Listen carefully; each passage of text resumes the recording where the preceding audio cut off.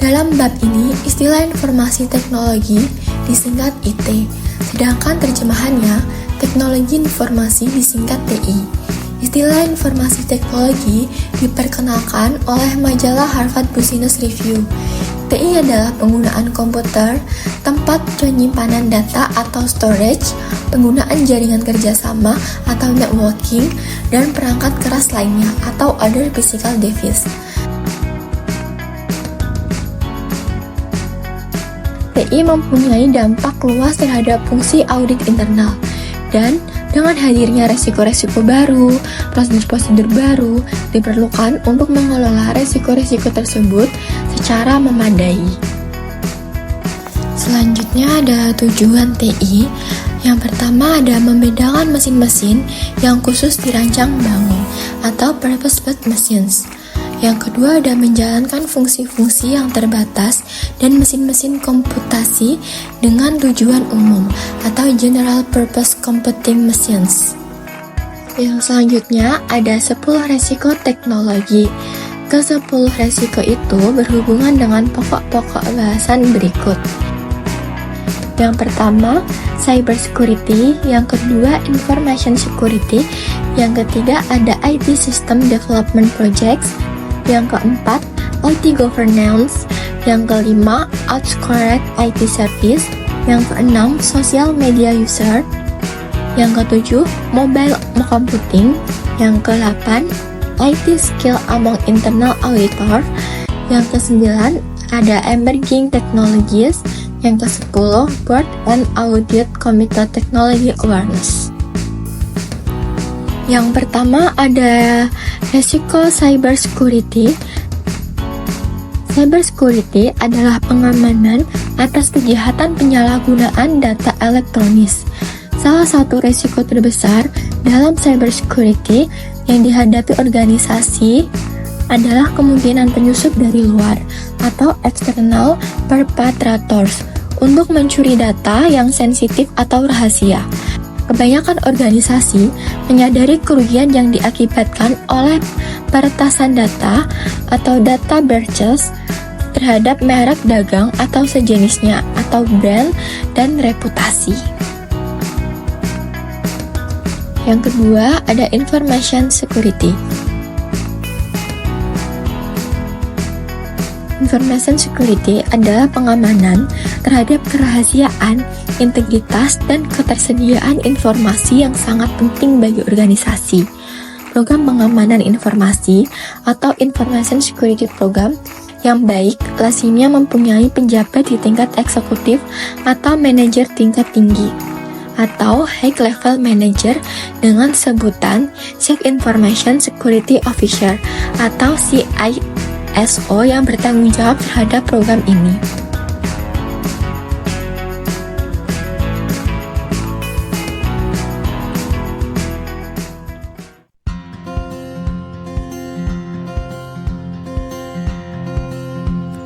Risiko 3, IT System Development Projects.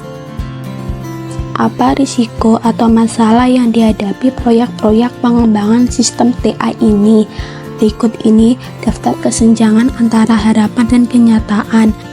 Tanggal implementasi yang terlalu dipaksakan, ekspektasi atau harapan yang tidak realistis, ekspektasi tidak sejalan dengan sumber daya, konsekuensi akibat kinerja proyek yang lemah tidak selamanya mendapat tanggapan yang memadai. Pelaporan mengenai status kemajuan proyek jarang dilakukan atau dilakukan tidak akurat. Berikut ini daftar pertanyaan-pertanyaan yang harus diajukan audit internal berkenaan dengan IT System Development Projects menurut CPOK 2015 dan terjemahannya. Question for EI to X. Yang pertama, how are the projects approved within the organization? Terjemahannya, bagaimana proyek-proyek disetujui dalam organisasi? Yang kedua, how are the projects kicked off or intended within the organization? Bagaimana proyek-proyek dimulai dalam organisasi? Ketiga, how are the projects managed within the organization? bagaimana proyek-proyek dikelola dalam organisasi. Risiko 4. IT governance. Di tengah-tengah kecamuknya skandal korporasi Enron dan kawan-kawan, bukan saja tata kelola korporasi corporate governance yang disalahkan, tetapi juga tata kelola TI, IT governance, dalam menduduki urutan keempat dalam daftar top 10 teknologi RICS. Apa masalahnya?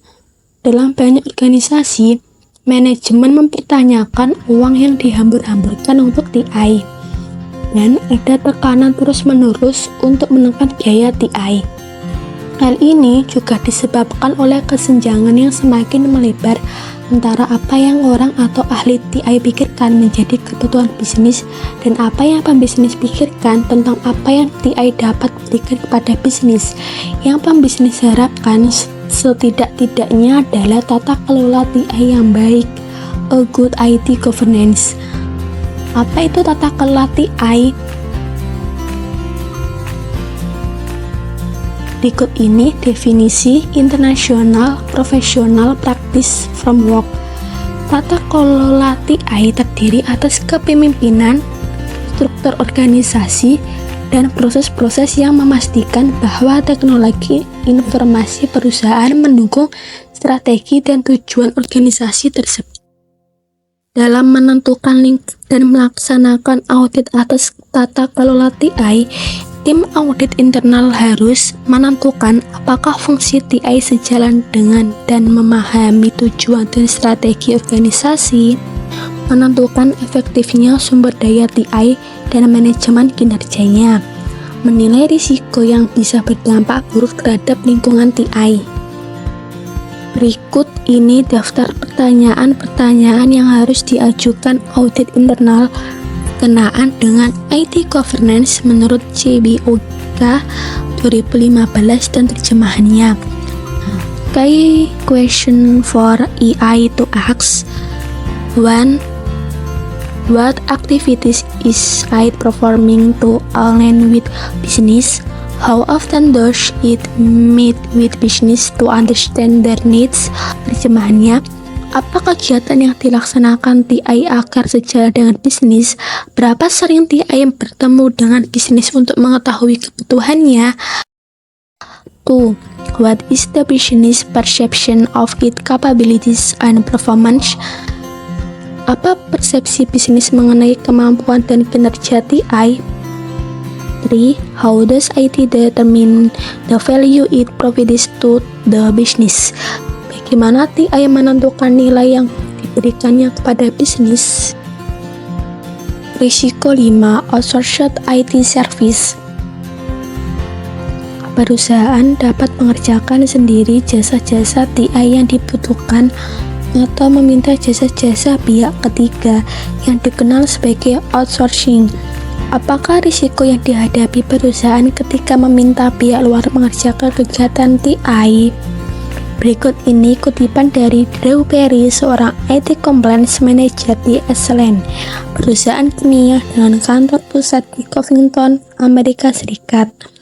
Memberikan jasa-jasa TI untuk dikerjakan pihak lain sama maknanya dengan memberikan kunci-kunci kerajaan Anda dan mengharapkan atau mempercayai mereka mengelola informasi sebaik yang Anda akan lakukan. Outsourcing jasa-jasa TI membuka peluang bagi risiko yang tidak terungkap sampai kegagalan demi kegagalan dalam pengolahan data terjadi. Dalam beberapa kasus, outsourcing membuat proses-proses teknologi yang penting di luar kendali manajemen secara langsung. Secara rata-rata, 4-10 auditor internal yang disurvei menyatakan akan ada peningkatan dalam audit terhadap jasa-jasa TI yang di-outsource. Berikut ini daftar pertanyaan-pertanyaan yang harus diajukan audit internal berkenaan dengan outsourced IT service menurut CBOK 2015 dan terjemahannya. Key question for EI to ask. Number 1. Are the outsourced service significant to the organization? Terjemahannya, Apakah jasa-jasa di outsource penting untuk organisasi? Number 2, does the organization have a well-defined outsourcing strategy? Apakah organisasi punya strategi outsourcing yang dirumuskan dengan baik?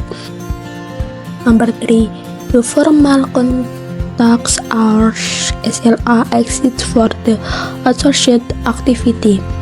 Apakah ada kontrak formal atau SLA untuk kegiatannya yang di outsource?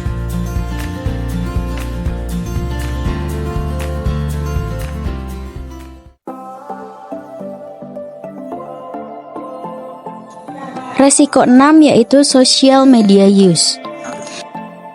Kebijakan perusahaan difokuskan kepada cara pegawai dapat menggunakan peralatan media sosial dan batas-batas penggunaannya. Misalnya, konten yang boleh di-share di media sosial.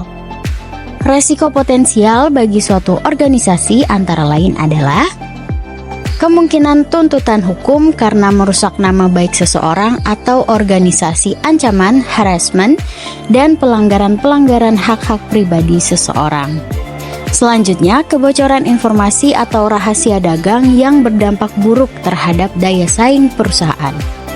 Kemudian, kerugian terhadap reputasi organisasi melalui berita hoax dan komunikasi yang sembrono. Berikut daftar CBOK 2015 mengenai hal-hal yang harus dilakukan audit internal berkenaan dengan social media use. 1. Melaksanakan audit atas kebijakan dan prosedur media sosial. 2. Telaah cukup atau tidaknya pelatihan untuk memastikan bahwa topik media sosial dicakup. 3. Pahami penggunaan perangkat lunak saringan konten dan efektifnya untuk memonitor masuk atau keluarnya konten. 4. Melaksanakan scanning situs media sosial secara independen untuk menentukan independensi mengenai organisasi.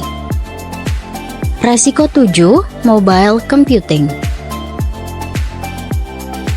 Proliferasi alat-alat canggih yang dapat dibawa kemana-mana maupun pengembangan pesat dalam teknologi, kemampuan dan aplikasinya membuat perubahan besar mengenai cara kerja masa kini. Berikut macam-macam resiko yang berhubungan dengan mobile computing. Yang pertama yaitu security risk, yaitu resiko pencurian data-data yang kita gunakan secara tidak bertanggung jawab. 2. Private risk atau resiko pribadi. Umumnya, organisasi memperbolehkan atau tidak mengeluarkan aturan yang melarang pegawai untuk membawa peralatan komputasinya sendiri, yang dikenal dengan BYOD atau Bring Your Own Device. Ini dapat menimbulkan persoalan baik untuk organisasi maupun karyawan. Sangat sulit untuk melindungi pemegang sahamnya jika informasi yang berhubungan dengan pribadi seseorang tersimpan dan dapat diakses dari nomor device karyawan. Sebaliknya, pegawai juga menghadapi privacy concerns karena memungkinkan pemantauan dan penghapusan informasi oleh organisasi melalui smart device mereka. 3. Manajemen risk atau resiko manajemen. BYOD membuat manajemen menambah alat-alat pendukung TI sehingga meningkatkan potensi kelemahan jaringan. 4. Legal risk atau resiko hukum. Organisasi harus memahami implikasi hukum dari penyimpanan data dalam mobile devices. Yang harus dilakukan audit internal berkenaan dengan mobile computing yaitu 1. Laksanakan audit atau proses inventarisasi alat komputasi mobile. 2. Periksa bagaimana organisasi menangani alat yang hilang atau dicuri. 3. Pahami cara organisasi menentukan jenis informasi yang dapat disimpan dalam mobile device. 4. Periksa apakah informasi sensitif memang tidak disimpan dalam mobile device atau informasi tersebut bersifat kata sandi. Resiko 8. IT skills among internal auditors. Ada beberapa langkah-langkah yang dapat diambil audit internal untuk mengatasi kekurangan keahlian di TI dengan 1. Memahami jenis-jenis teknologi yang digunakan dalam organisasi. 2. Memetakan keahlian teknologi yang sudah ada terhadap teknologi yang digunakan dalam organisasi. 3. Identifikasi kesenjangan keahlian atau skill gap untuk semua teknologi yang belum terpenuhi oleh kelompok audit internal. Setelah kesenjangan ini teridentifikasi, audit internal mempunyai beberapa opsi untuk menjembatani kesenjangan ini. Opsi 1, kembangkan keahlian yang diperlukan dari dalam organisasi dengan mengalokasikan anggaran dan mengadakan pelatihan. Opsi 2, rotasi staf dengan keahlian teknik melalui kerjasama dan CIO atau Chief Information Officer. Opsi 3, kerjasama dengan pihak-pihak ketiga melalui outsourcing atau CO searching.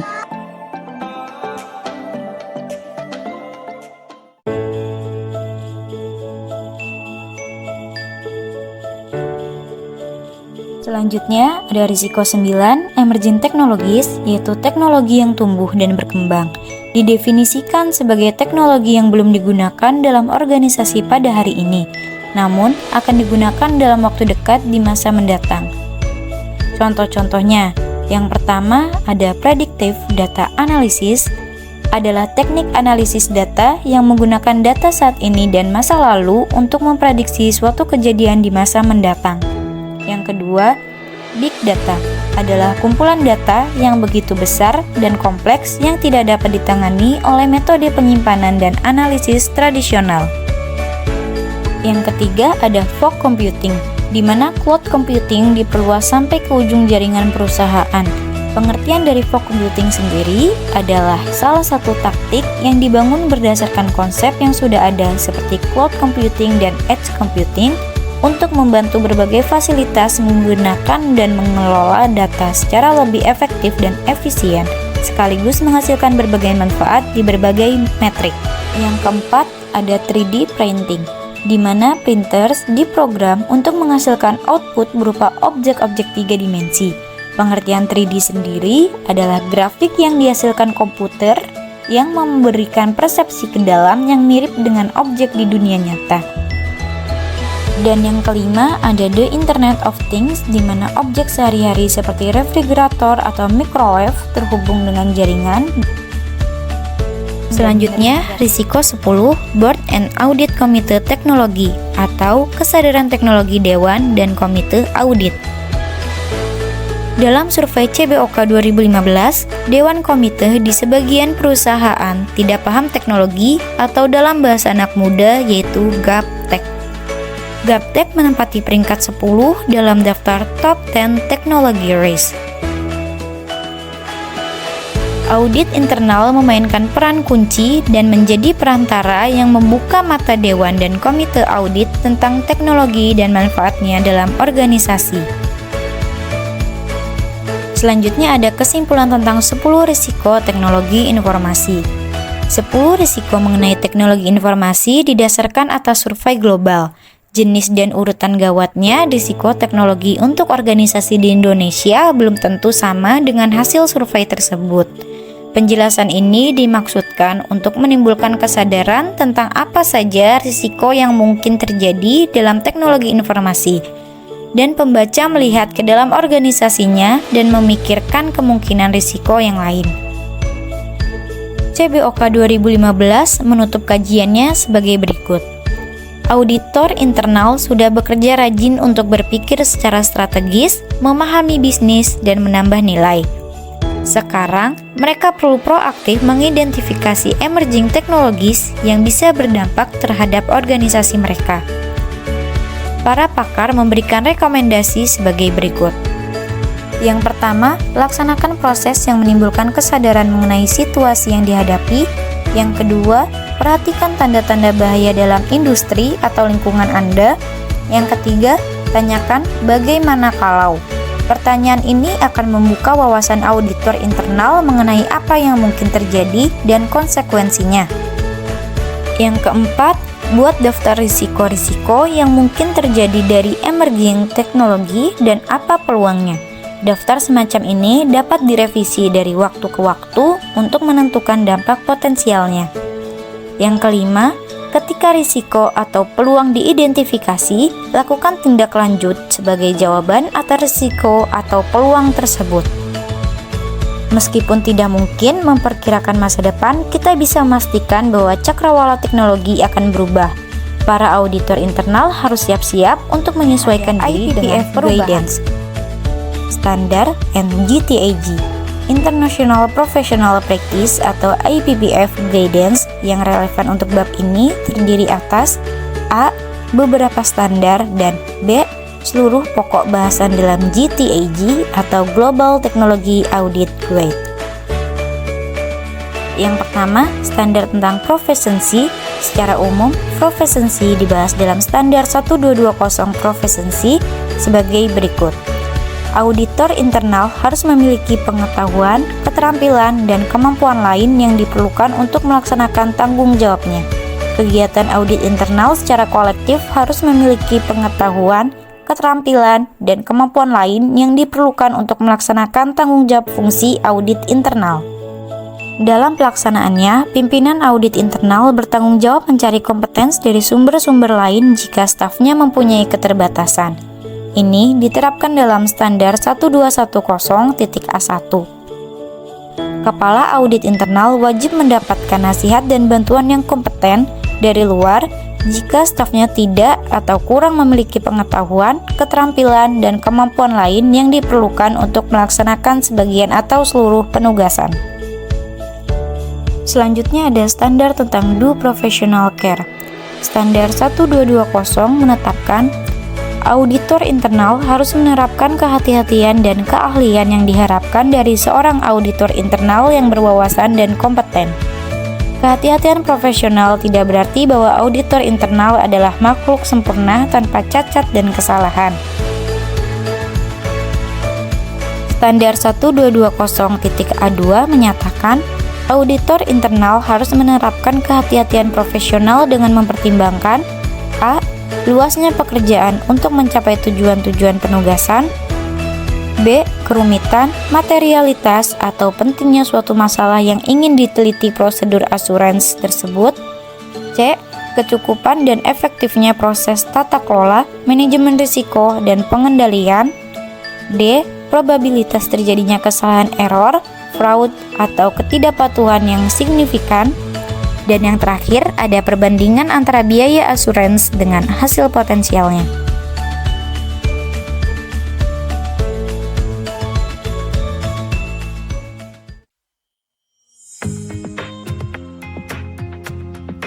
Yang selanjutnya standar tentang governance.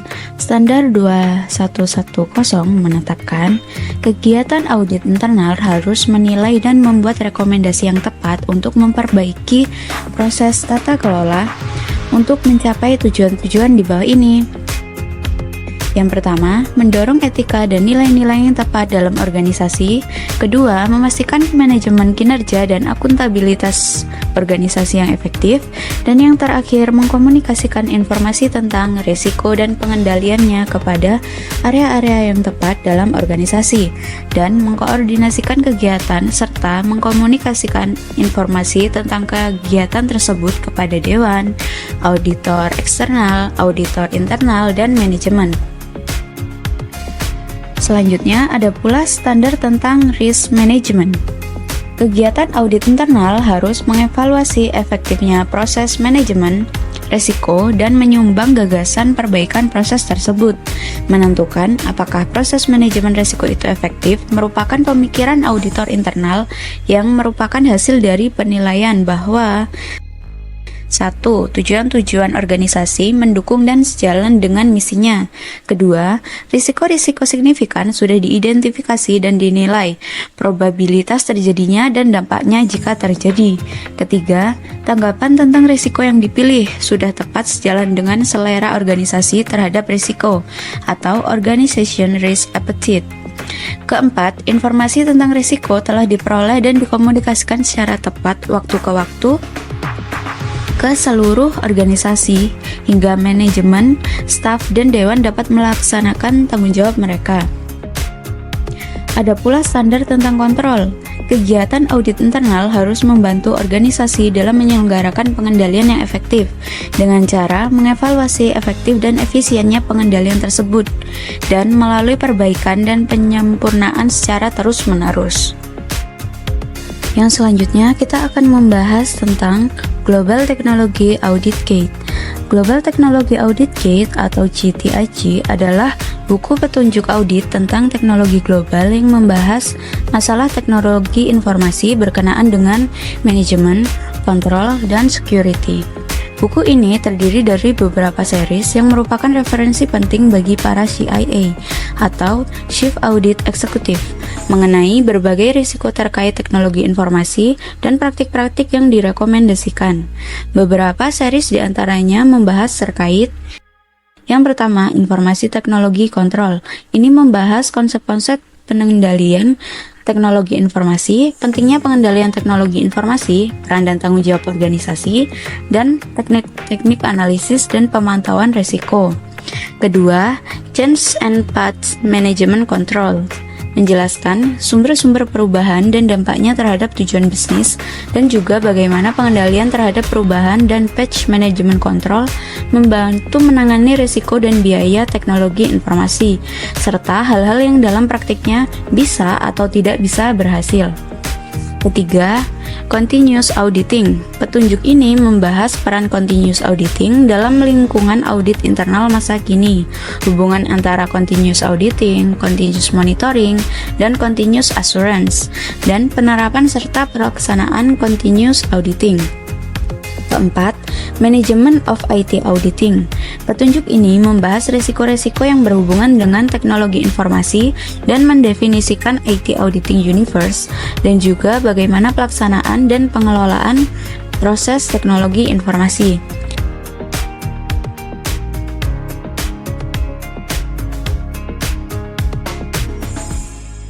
Kelima, Managing and Auditing Privacy Risks.